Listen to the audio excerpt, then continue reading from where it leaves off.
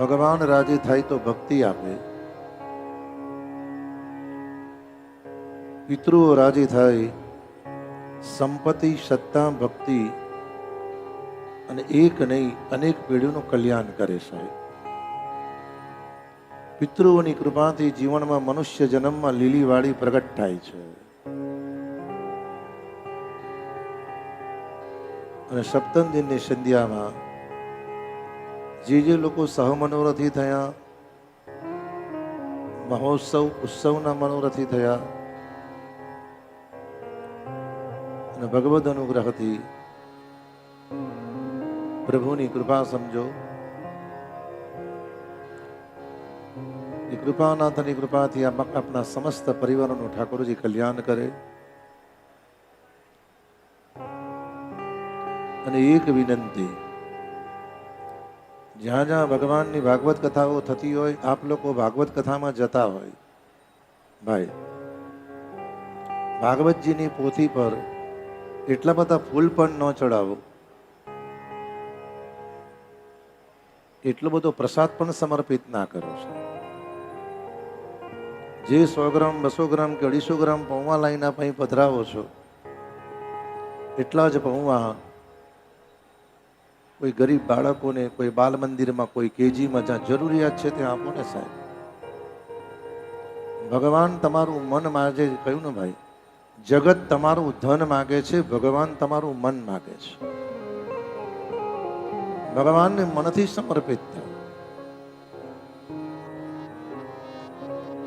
ગઈકાલે પણ મેં એક દર્શન કર્યું, કેટલા બધા ફળ, ભગવાનને ફળનો સ્પર્શ કરાવી તમારા પરિવારમાં કોઈકને પ્રસાદ આપો, કોઈ ગરીબ દીકરાને આપો સાહેબ. જેને એક કેરી પણ આખો ઉનાળો જાય છે તોય ખાવાની મળતી નથી સાહેબ.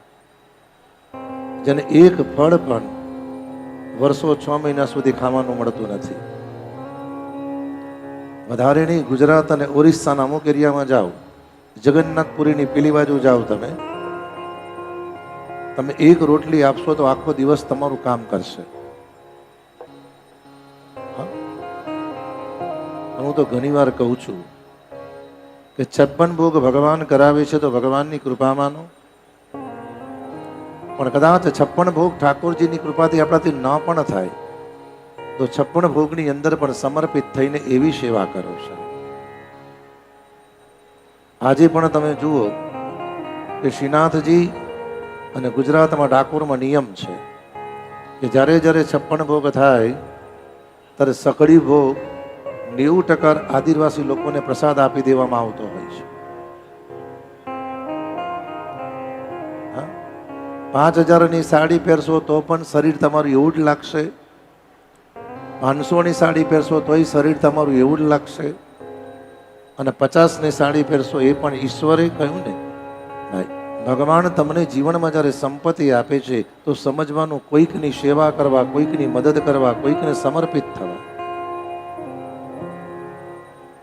હું તો ઘણી વાર કહું છું કે દિવાળીના દિવસે કદાચ શ્રીનાથજી નહીં જવાય તો ચાલશે, પણ એ શ્રીનાથજીના 5-10 હજાર કે 15-20 હજાર તમારી પાસે પડ્યા હોય, તમારા જ પરિવારમાં ને તમારા જ ઘરમાં ખરેખર જે દુઃખી છે કે જેના ઘરમાં દિવાળી થવાની નથી સાહેબ, હા, અને દિવાળીના દિવસ અઠવાડિયાનું કે 1 મહિનાનું સીધું એની ઘેર ભરી દેશો ને તો શ્રીજી બાવો રાજી થશે સાહેબ.